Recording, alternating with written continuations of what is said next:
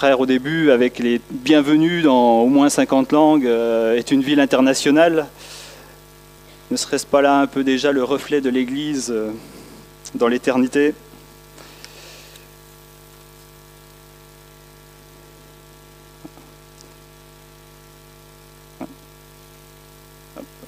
Trop vite. On va rester en Suisse. Et cette année, en écoutant les nouvelles, j'ai été interpellé par l'histoire d'un tableau de Gustave Courbet, qui s'appelle d'ailleurs « Vue sur le lac Léman ». Gustave Courbet, beaucoup le savent, est un peintre français célèbre, un peintre qui me tient à cœur parce qu'il est né dans la même région que moi, dans le Jura français. C'est un peintre impressionniste, qui est d'ailleurs décédé près de Vevey, ville que vous devez connaître. Et ce tableau, vieux de 141 ans, a été retrouvé au fond d'une cave. Vous en connaissez beaucoup, vous, des Picasso, des Courbet, des Van Gogh qui finissent au fond d'une cave ? Il avait fini au fond d'une cave parce que le musée de Granville, qui se trouve dans le nord de la France, avait jugé bon, après la Seconde Guerre mondiale, d'axer ses expositions sur l'histoire de la ville de Granville. Et c'est grâce au coup d'œil d'un conservateur que le musée de Granville a découvert qu'il possédait dans ses caves un trésor.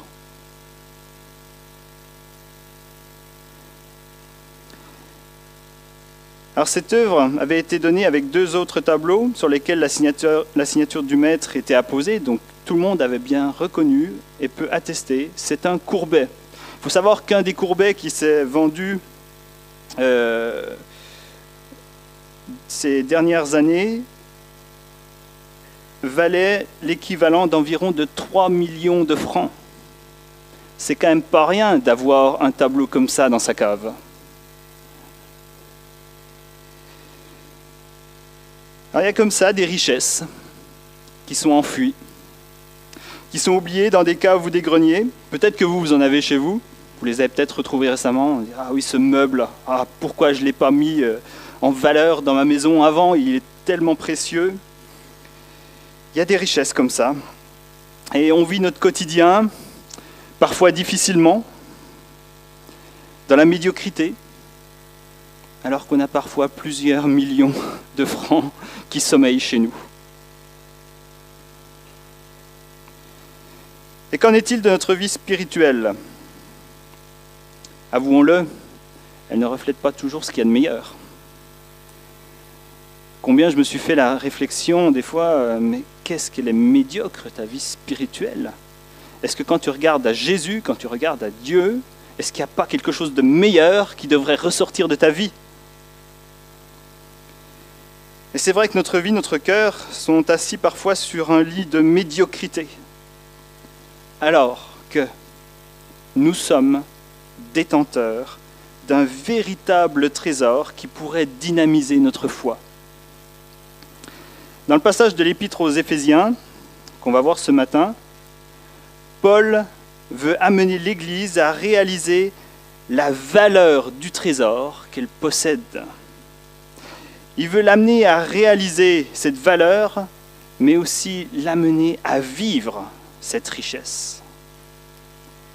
Alors c'est la prière qu'il fait pour cette Église, mais qui correspond aussi tout à fait à ce que l'Église aujourd'hui, au XXIe siècle, dans le monde et à Genève, a besoin d'entendre. Alors lisons ensemble cette prière de Paul pour l'Église de l'époque. C'est dans Éphésiens au chapitre 1, les versets 15 à 23. Éphésiens chapitre 1, versets 15 à 23.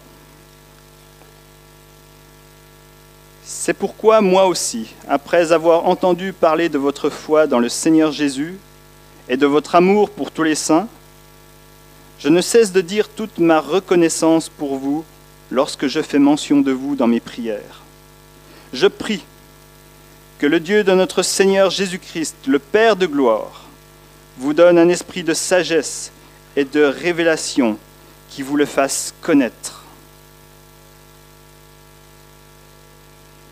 Je prie qu'il illumine les yeux de votre cœur pour que vous sachiez quelle est l'espérance qui s'attache à son appel, quelle est la richesse de son glorieux héritage au milieu des saints, et quelle est l'infinie grandeur de sa puissance qui se manifeste avec efficacité par le pouvoir de sa force envers nous qui croyons.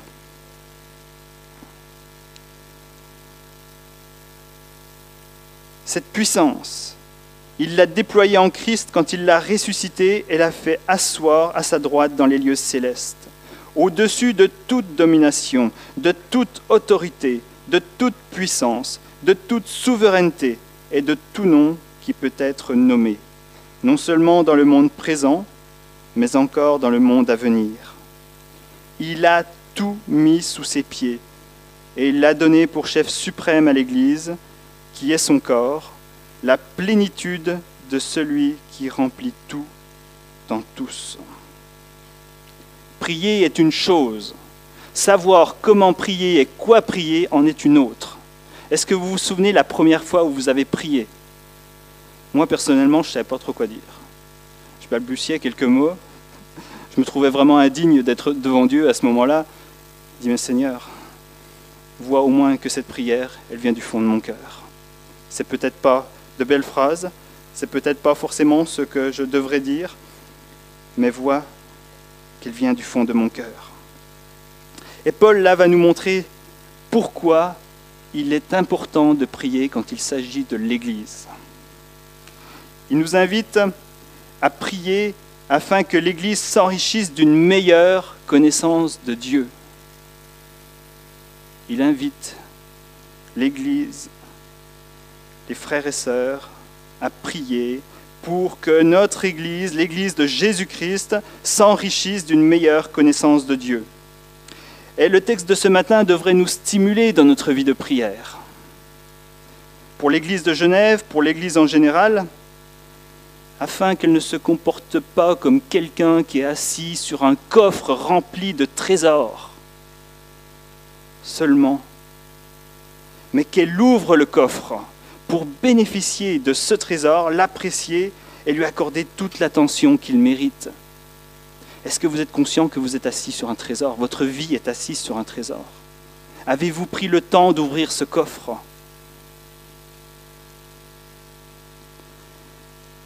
Avant de mentionner cette prière, Paul avait rapporté toutes les bénédictions dont Dieu avait déjà comblé l'Église. Et là, il va aller un cran plus loin. Paul va prier pour que ces bénédictions soient une réalité encore plus forte, plus vivante dans la vie des frères et sœurs dans cette Église. Alors il y avait les 54 bienvenus. Moi je vous propose les, je ne sais pas combien de merci en toutes les langues. Alors dites-moi, quand vous pensez à la personne qui est assise à côté de vous, tout près de vous, quand vous pensez au frère ou à la sœur qui vit avec vous dans l'Église, qu'est-ce qui vous vient en premier à l'esprit ? Qu'est-ce que vous avez envie de lui dire ? Amen.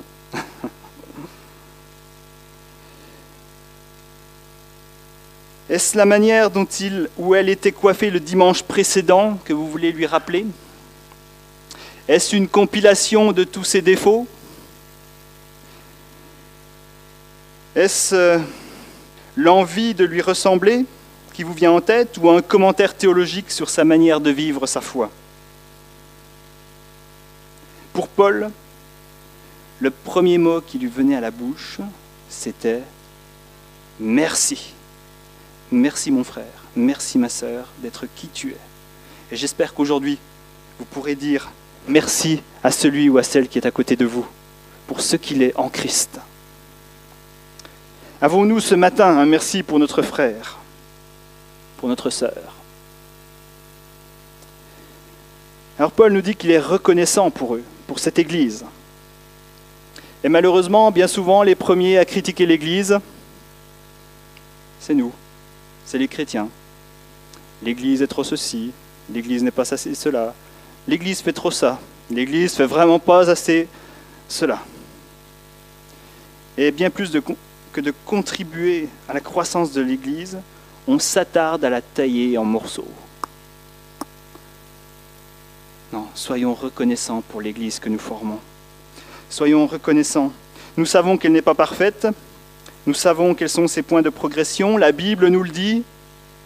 Lisez les épîtres de Paul et vous verrez quels sont les grands actes de progression de l'Église. Ils sont nombreux. Et même imparfaite, même si cette Église est imparfaite, travaillons ensemble. Soyons reconnaissants pour ce qu'elle est déjà, pour son désir de marcher de progrès en progrès. Je ne veux pas regarder ce que l'Église n'est pas, je veux regarder à ce que l'Église peut être. Soyons reconnaissants pour nos frères et sœurs qui louent le Seigneur avec nous, pour les frères et sœurs qui nous encouragent par leur exemple, pour les frères et sœurs qui nous donnent envie d'aller plus loin avec Dieu. Moi, quand je suis devant vous, je suis reconnaissant de voir une église comme ça.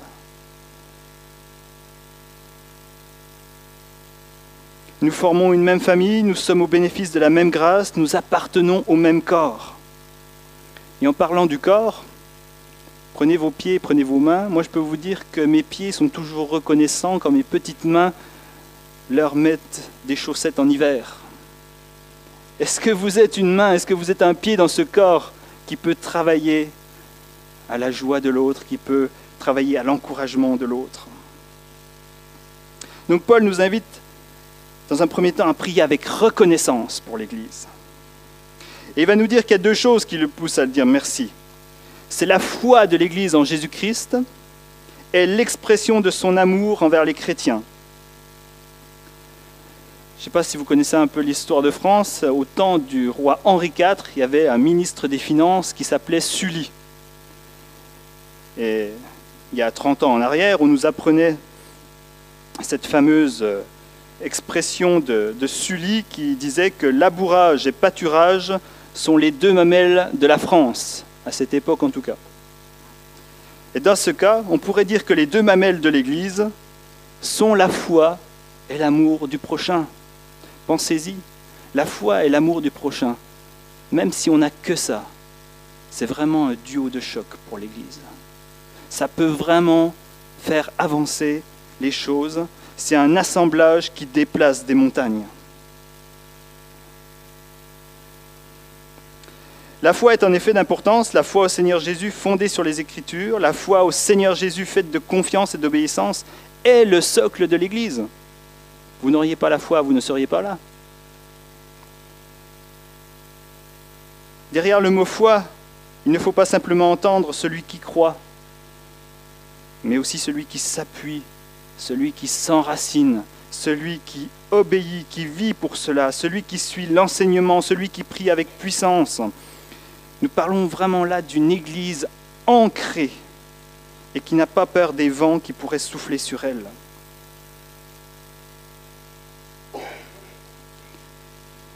Nous pouvons d'ailleurs nous laisser interpeller sur ce que nous faisons du commandement rappelé par Jésus.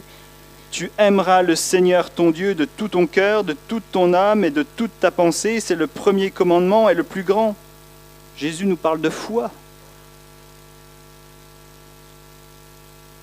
L'amour qu'on a pour le Seigneur fait partie de notre vie de foi. Alors soyons reconnaissants pour la consécration de l'Église à Dieu et de son désir de s'ancrer de plus en plus fortement dans une relation de qualité avec son Créateur. Croire, vivre fermement sur le fondement de l'Évangile est une chose, mais il parle à une Église qui pratique la parole. Paul est en effet reconnaissant pour l'amour que les chrétiens manifestent les uns envers les autres. La pratique de l'amour est une manifestation de la foi. Vous savez, dans notre vie, il y a toujours des expressions qu'on retient de certaines prédications, des gens qui nous ont marqués par leurs paroles. Et moi, il y a 20 ans de ça, dans une prédication, j'ai entendu une petite phrase, mais que je retiendrai toute ma vie. La foi, ça se voit. La foi, ça se voit.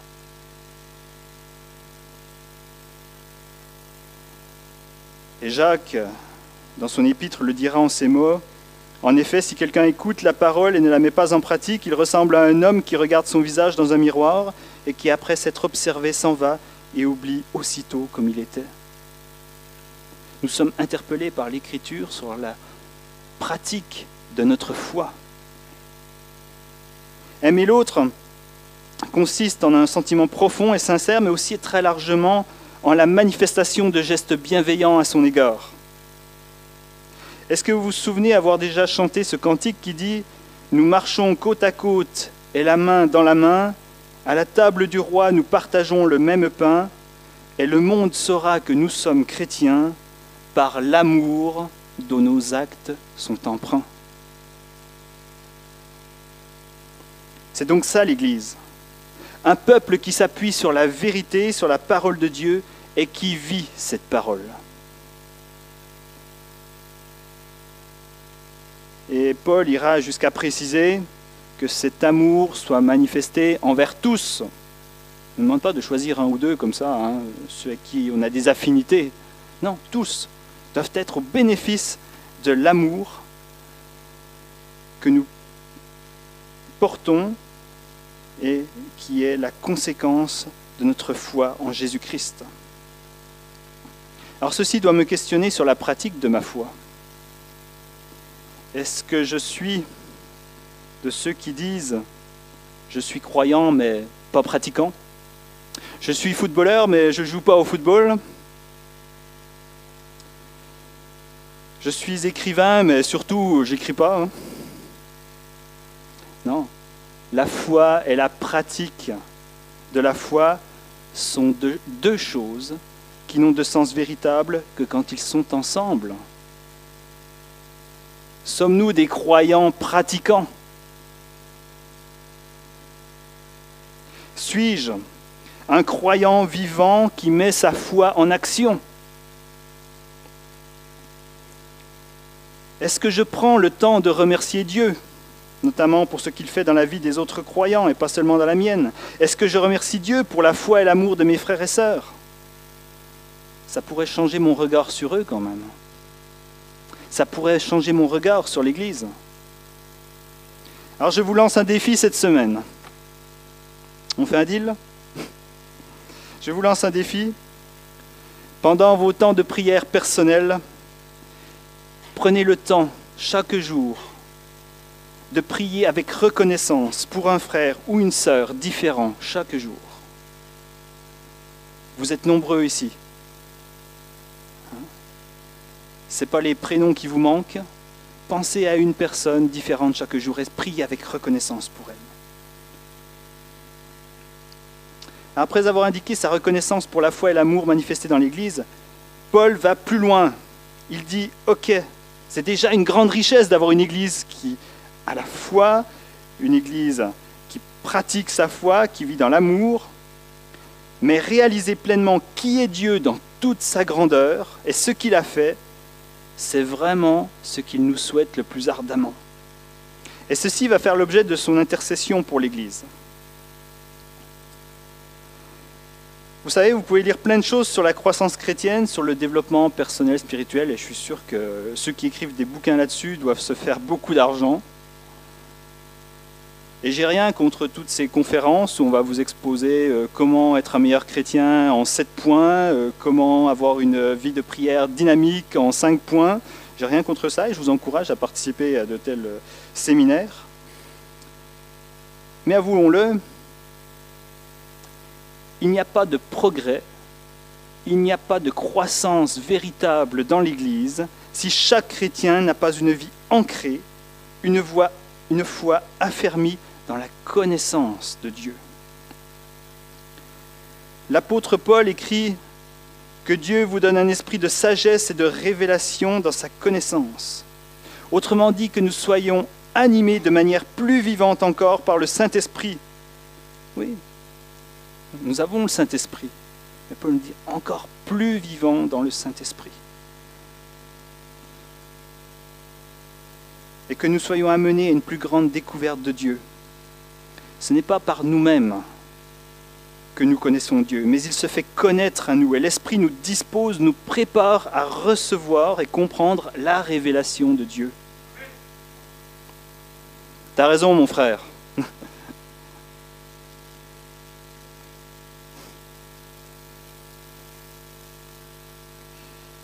Il nous prépare à comprendre qui est Dieu précisément. Et ce n'est pas intellectuellement qu'on peut connaître Dieu.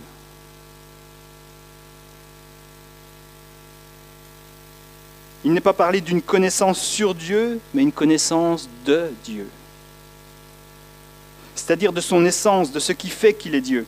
Et cela relève de l'intimité que nous avons avec lui, de la relation quotidienne que nous construisons, que nous approfondissons, que nous entretenons avec lui. Cette meilleure connaissance de Dieu se développe lorsqu'on prend du temps à ses côtés. Je ne pourrai jamais connaître chacun d'entre vous si je ne passe pas de temps avec vous. Qui vous êtes, ce que vous aimez, ce qui vous fait vibrer. Je ne peux pas le lire quelque part, ça. Il faut que je vous côtoie pour le savoir. Alors écoutons Dieu, enfouissons notre cœur dans sa parole. Et quand on parle de connaître Dieu, on ne parle pas d'un speed dating. Le speed dating, c'est très à la mode. On fait les choses rapidement pour se connaître rapidement. Mais avec Dieu, c'est un repas en amoureux, aux chandelles. C'est un repas où on savoure la présence de l'autre, on savoure le menu qui nous est présenté. On est à l'affût de toutes ses attentions à notre égard. On n'aspire qu'à une chose, pouvoir le serrer dans ses bras. Messieurs, vous vous souvenez la fois où vous avez eu un repas en amoureux avec votre épouse? Est-ce que vous avez fait ça en 4x4 ou est-ce que vous avez pris le temps d'être avec elle, le temps d'apprécier sa présence? Connaître Dieu, non, ce n'est pas un speed dating, c'est un repas en amoureux. Alors, quelle est notre connaissance de Dieu? Quelle est notre soif de connaissance de Dieu? Vivons-nous une foi qui nous permet d'approfondir la connaissance de Dieu dans sa parole, mais aussi dans la prière? Paul nous invite à prier pour que nous vivions cette richesse, qui est de connaître toujours mieux et plus intimement notre Dieu. L'intimité, je crois que c'est la clé de la connaissance avec Dieu. Être intime avec lui. Prenons du temps pour lire et étudier la parole de Dieu. Il me semble que vous avez des groupes de maison dans cette église la semaine. Je vous invite vraiment à profiter de ces temps où vous êtes en petits groupes pour approfondir la parole ensemble, pour rechercher la présence de Dieu ensemble.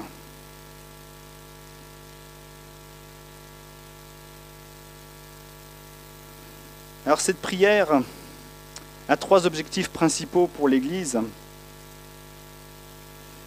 Mieux connaître Dieu va nous amener aussi à comprendre en quoi consiste l'espérance à laquelle Dieu nous a appelés. Quelle est la glorieuse richesse de l'héritage que nous partagerons et quelle est la grandeur de la puissance que Dieu met en œuvre. Et quand on saisit tout cela, je peux vous assurer, on possède un véritable trésor. L'espérance. L'espérance nous amène à tourner le regard vers le futur. Vous vous dites sauvé? Êtes-vous animé par la pensée de cette espérance? Est-ce que ce matin, vous seriez capable de dire à votre voisin, mon espérance, avoir de l'espérance, l'espérance que Dieu nous donne, ça signifie ça et ça. Est-ce que vous êtes capable de lui dire ce matin? Tout le monde, certainement, est peut-être capable de me dire, oui, j'ai cette espérance. Mais quelle est cette espérance? Qu'est-ce qu'il y a dedans? Alors cette espérance, c'est déjà la certitude qu'il y a une vie après la mort. C'est aussi la certitude que la justice de Dieu triomphera. La justice de Dieu triomphera. Et c'est une joyeuse espérance qui nous fait voir les événements de la vie avec un tout autre regard. Moi, quand je pense à cette espérance et que j'écoute le matin les infos qui m'annoncent qu'il y a encore une guerre à tel endroit, un tremblement de terre à un autre, une famine dans un autre pays, il Seigneur, je prends du recul devant tout ça. Et je veux vraiment garder les yeux fixés sur cette espérance. Ça m'amène à prendre de la hauteur sur toutes les catastrophes, les dangers qui peuvent menacer l'humanité. On aurait de quoi être désespéré si on écoutait les infos à longueur de journée, si on se concentrait sur les événements de ce monde. Et Dieu nous demande de regarder à cette espérance, la vie avec lui. Et quand on regarde vers l'avant, vers Dieu, quand on a en soi cette espérance, on est vraiment dans un autre état d'esprit. On sait que les choses vécues sur terre sont éphémères et qu'il y a quelque chose de bien meilleur qui nous attend. On sait que le mal, l'injustice, la violence cesseront, car tout sera jugé et la justice de Dieu sera appliquée. Personnellement, quand je regarde avec les lunettes de la foi et que ma vue est réglée à la lumière de la parole de Dieu, ça change ma vie. Ça change ma vie. D'ailleurs, si vous avez un problème de vue, j'ai une excellente adresse d'ophtalmologue à vous donner. N'hésitez pas à me consulter à la fin. Je la partagerai volontiers avec vous et je suis sûr qu'il consulte aussi sur Genève. Et vous savez, en matière d'espérance, on a tous un peu la vue basse. Il n'y a personne qui peut dire qu'il voit vraiment correctement. Alors n'hésitez pas à changer de monture pour corriger votre vision. Après comprendre l'espérance, une meilleure connaissance de Dieu nous amènera à comprendre la richesse de l'héritage. Je ne sais pas si vous avez déjà eu la curiosité d'aller voir sur Internet la liste des milliardaires les plus riches du monde. Il y a un top 10 de ces milliardaires qui est mis à jour tous les ans. Et j'ai compté qu'avec mes ressources actuelles, il faudrait que je vive plus de 2 millions d'années pour réunir la même somme et sans rien dépenser, sans manger, sans me loger, pour accumuler autant d'argent que le milliardaire le plus riche du monde. 2 millions d'années quand même. Ah, Dieu merci. La Bible me dit que le simple fait que je puisse être appelé enfant de Dieu me donne accès à une richesse qui est encore plus grande que la richesse de tous ces milliardaires réunis. Et en plus, elle est garantie, elle est réservée. Et je ne risque pas de la perdre. Il pourrait survenir le crash boursier le plus terrible de tous les temps. Je ne perdrai pas mon héritage. Ça, c'est merveilleux. Ça, c'est merveilleux.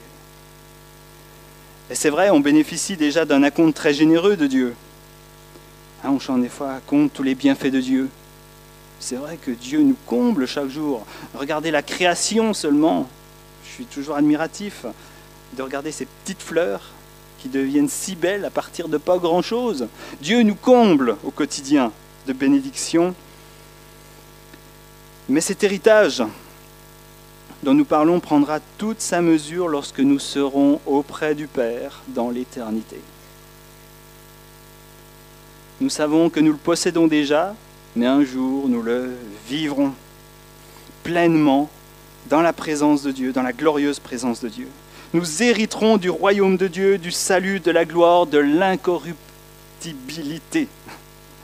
Concrètement, nous serons dans la présence de Dieu, dans un environnement de paix, de joie. Ça fait combien de temps que c'est pas arrivé au monde d'être dans un environnement de paix et de joie? Nous vivrons éternellement, contrairement à ce qui est prévu pour ceux qui n'auront pas reconnu Jésus comme le sauveur de leur vie. Et nous aurons un corps pur, parfait. Waouh! Vous arrivez à l'imaginer? C'est dur quand même.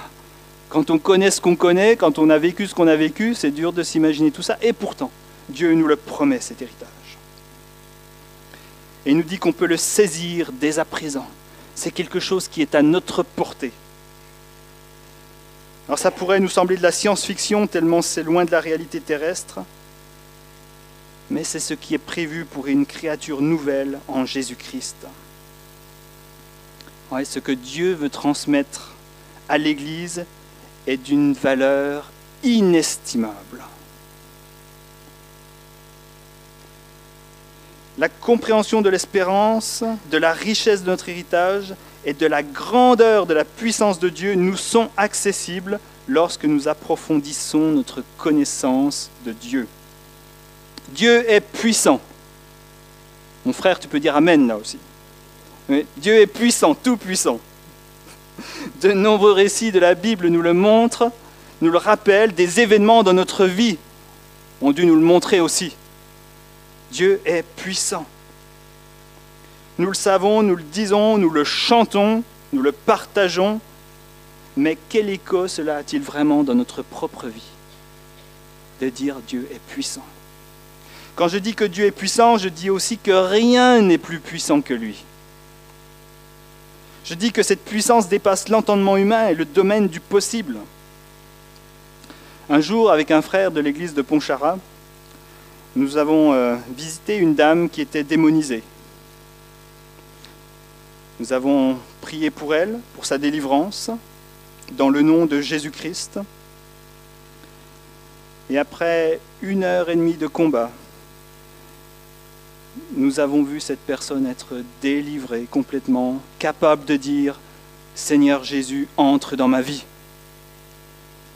Et la réflexion que je me suis faite à ce moment-là, c'était « Mais je savais que Dieu était puissant, mais quand je vois ça, ça me coupe le souffle. » Je dis « Oui, Dieu est puissant, mais il est encore plus puissant que ce que je pensais. Il est tout puissant. » Dieu n'est pas un petit joueur. Et sur le net, je suis tombé sur cette histoire vraie, peut-être l'avez-vous aussi lue, car elle circule beaucoup sur les réseaux sociaux. Et je crois qu'elle peut illustrer vraiment d'une très belle manière la puissance de Dieu.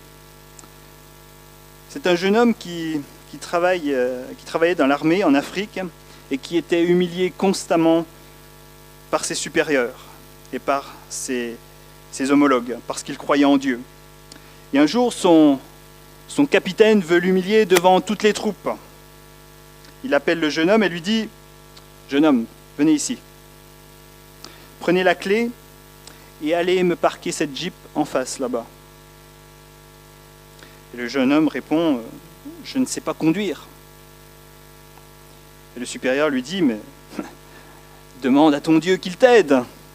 Montre-nous qu'il existe. » Et le jeune homme prend la clé en allant vers le véhicule et il commence à prier. Il démarre le véhicule, il l'amène sur la place de parking, il le gare parfaitement à l'endroit demandé. Et en sortant de la Jeep, le jeune homme voit que tous ses collègues sont en train de pleurer. Ils dirent tous ensemble « Nous voulons servir ton Dieu ». Le jeune soldat était vraiment dans l'étonnement. Et il demande « Mais qu'est-ce qui s'est donc passé ?» Et le capitaine, en pleurant, a ouvert le capot de la Jeep en montrant au jeune homme que la voiture était sans moteur. Alors le garçon dit « Voyons, c'est le Dieu que je sers, le Dieu de l'impossible. Le Dieu qui donne l'existence à ce qui n'existe pas. Dieu est puissant. Le pouvoir, la puissance de Dieu dépasse tout ce qu'on peut concevoir à vue humaine. Et quand je considère même la guérison divine, et j'en parle pour l'avoir vécu, peut-être que vous aussi vous êtes au bénéfice de cette guérison, je peux dire Dieu est puissant. Ce Dieu qui est capable de reconstituer un os dans le corps. Il est puissant. Alors attendons-nous à la manifestation de la puissance de Dieu dans notre vie.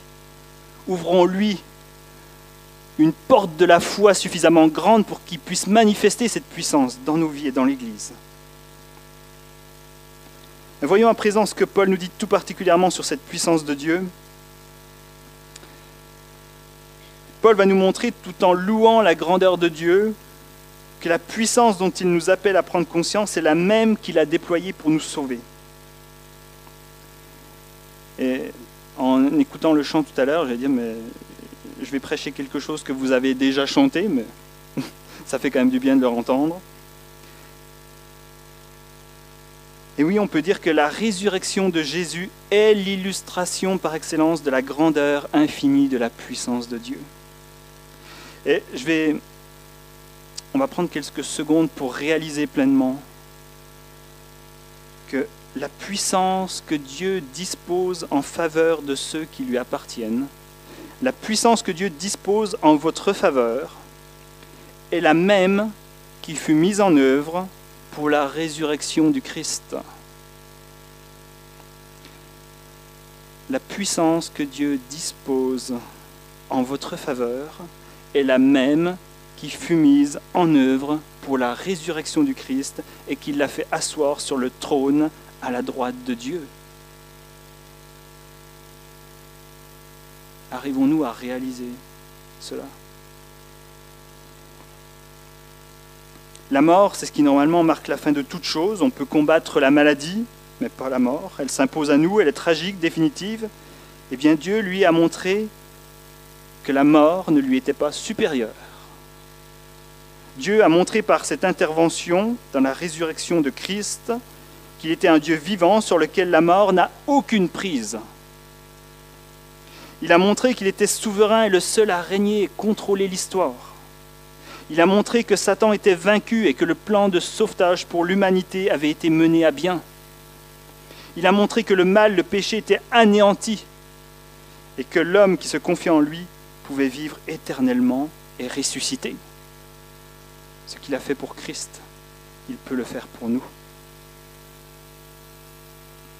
Dieu est puissant. Osons le chanter, le crier ce matin. C'est une réalité. Et si vous en doutez encore, regardez à la croix. Et rappelez-vous qu'à cette croix, la mort est passée, mais aussi la mort a été vaincue. Je veux vous dire que vous pouvez connaître cette puissance de Dieu qui libère et qui sauve. Dieu nous y donne accès. Alors cette puissance a donné à Christ une position dominante. Christ est souverain, il est au-dessus, nous dit Paul, des êtres spirituels qui sont rebelles à Dieu. Allez, il faut les nommer, le monde n'en parle plus, le monde ne veut plus en parler, le monde se cache de dire qui ils sont, mais ces puissances spirituelles, ce sont les démons. Et Christ domine sur ces démons, qui connaissent d'ailleurs déjà l'endroit où ils finiront, l'enfer. Et quand Paul dit que Christ est au-dessus de toute domination, de toute autorité, de toute puissance, de toute dignité, ceci parlait beaucoup aux gens d'Éphèse, aux gens de cette époque. À cette époque, toute la ville d'Éphèse était vouée à la déesse Artémis. Et sans entrer dans les détails culturels ou historiques, dire que la ville était vouée à Artémis, à la déesse Artémis, signifie que cette déesse était adorée, qu'elle régnait sur la magie, qu'elle faisait partie intégrante de la vie privée, individuelle, publique, politique, civique de la population. Rien ne se faisait sans la déesse Artémis. Et toute conversion à Jésus-Christ signifiait l'abandon d'une culture, d'une société dirigée par la peur et la superstition. Mais regardez bien, on n'est pas si loin que ça de cette société de l'époque. On a nos Artémis.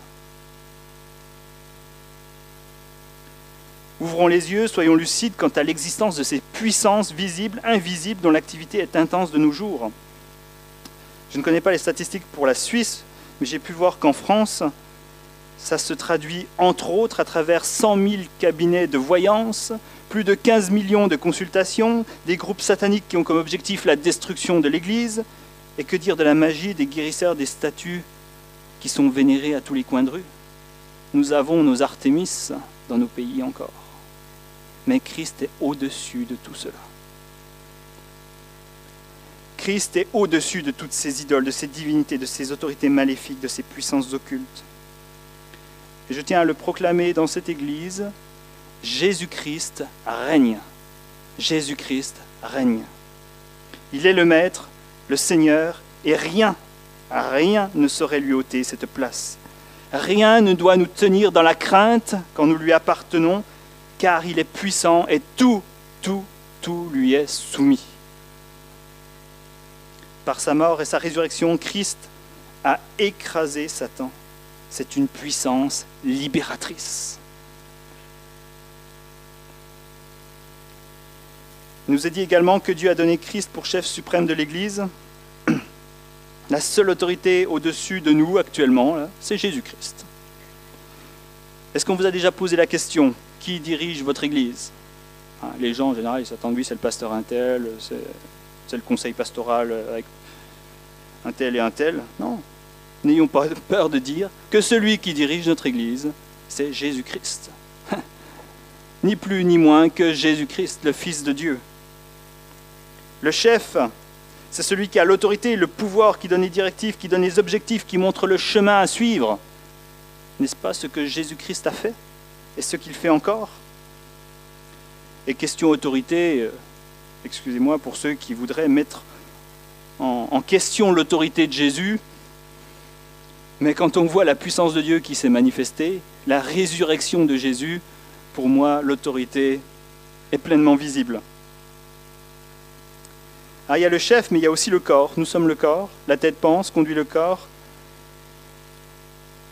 Et nous avons la joie, le privilège de marcher avec lui, de grandir sous sa houlette.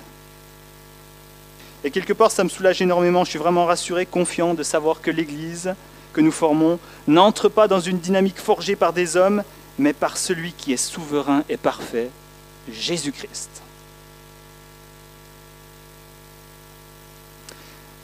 Et quand je dis ça et quand je lis l'actualité de l'Église dans le monde, je veux aussi vous dire attention. Attention à ceux qui se prennent pour Dieu. Attention à ceux qui se prennent pour Jésus-Christ et qui s'autoproclament chefs d'une Église et demandent obéissance à leur propre personne. On est dans un monde où, de plus en plus, je me sens la responsabilité de vous mettre en garde contre les tentatives d'escroquerie à l'Évangile. Il y en a tant. Regardez à Jésus-Christ et vous ne serez pas escroqués. Il est le vrai berger. Alors attention, je fais quand même la petite précision pour que les choses soient très claires. Je précise que le pasteur, les anciens ont une responsabilité spirituelle et qu'ils ont la charge de la direction des affaires de l'Église, ce qui est tout à fait biblique. Il est à chacun, chacune de veiller à ce que ce qu'ils font ne fait pas de l'ombre à l'autorité de Jésus-Christ et qui lui reste soumis. Alors oui, je veux dire gloire à Dieu, louange à son nom, lui qui a déployé sa puissance en Christ et l'a établi chef suprême de l'Église.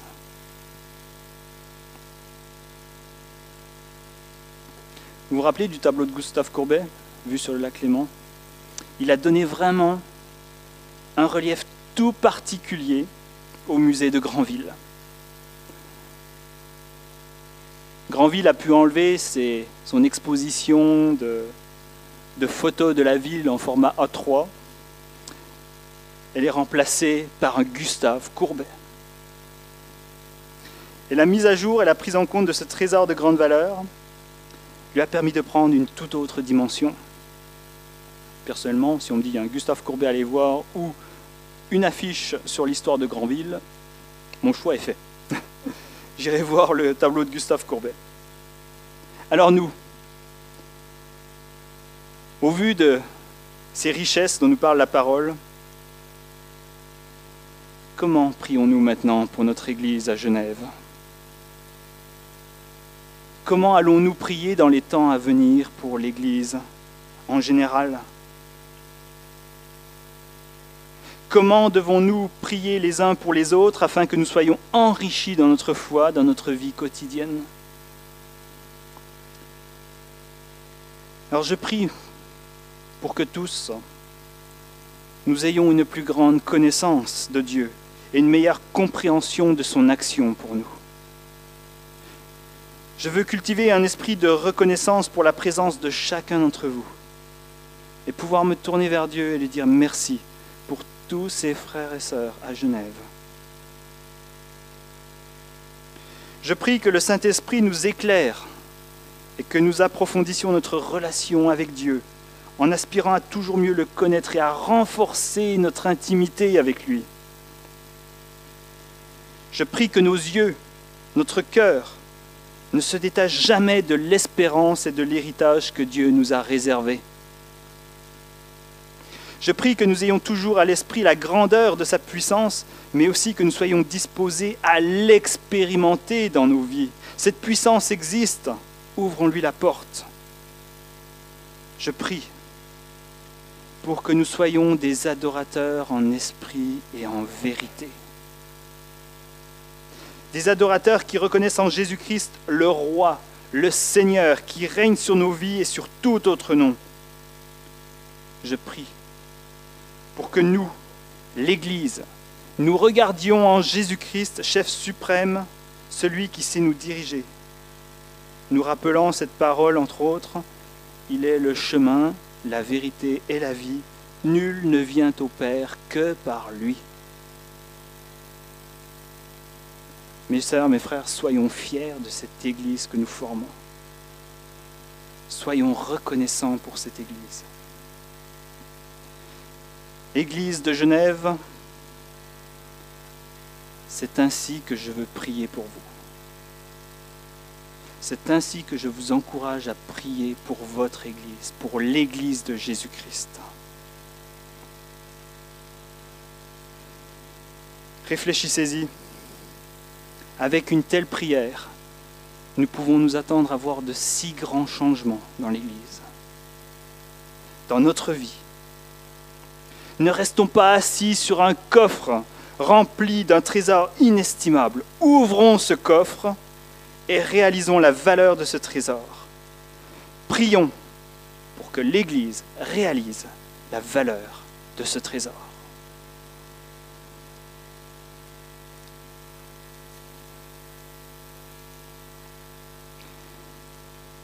On se lève et on prie pour l'Église de Genève. Seigneur mon Dieu, quelle grâce, quelle joie, quel privilège de pouvoir faire partie de ton peuple, d'être appelé enfant de Dieu. Et je suis dans la joie, mais aussi dans la reconnaissance. Lorsque je vois ton Église qui se lève devant toi, qui a à cœur de vivre avec toi. Mon Dieu, pardonne-nous toutes ces fois où notre cœur a été fermé à ce trésor que tu nous présentais. Pardonne-nous notre faible faculté à comprendre la dimension que tu nous présentes. Mais Seigneur, nous voulons grandir avec toi, grandir de cette connaissance. Aide-nous chaque jour, Seigneur. Fais qu'entre nous aussi, nous nous encouragions les uns les autres à grandir avec toi et à vivre pleinement de cette connaissance qui nous aidera à ne pas regarder seulement le bout de notre nez, mais qui nous aidera à regarder beaucoup plus loin, vers une éternité qui nous dépasse, certes, mais qui nous réjouit et qui marque pour nous tous, enfants de Dieu, la pleine jouissance de la vie éternelle dans ta glorieuse présence. Je te rends gloire et je te bénis, mon Dieu, pour qui tu es, pour l'œuvre rédemptrice que tu as accomplie en Jésus-Christ.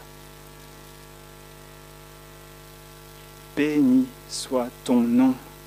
Amen. Amen.